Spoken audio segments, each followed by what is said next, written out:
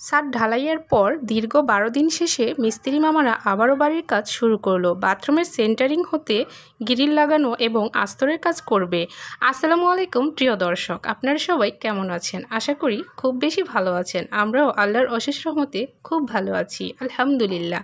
আজকে হচ্ছে দীর্ঘ 12 দিন শেষে ছাদ ঢালাইয়ের পর মিস্ত্রি মামারা কাজ শুরু করেছে।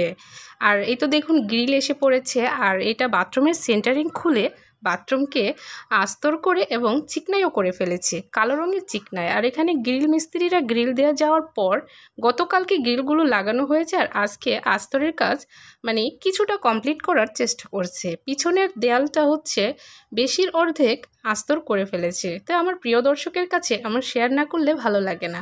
তো ভিডিওটি কেমন লাগলো অবশ্যই কমেন্টের মাধ্যমে জানাবেন প্লিজ। ভালো লাগলে একটি লাইক দিবেন আর চ্যানেলটি সাবস্ক্রাইব করে পাশেই থাকবেন। আমার পাশে থাকলে আমি অনুপ্রাণিত হব নিত্য নতুন আমার বাড়ির ভিডিও আপনাদের মাঝে শেয়ার করতে। তো আপনারা ভালো থাকবেন। বারবার বলছি, আজকের ভিডিওটি এই পর্যন্তই। কেমন লাগলো কমেন্টের মাধ্যমে জানাবেন প্লিজ। আল্লাহ হাফেজ।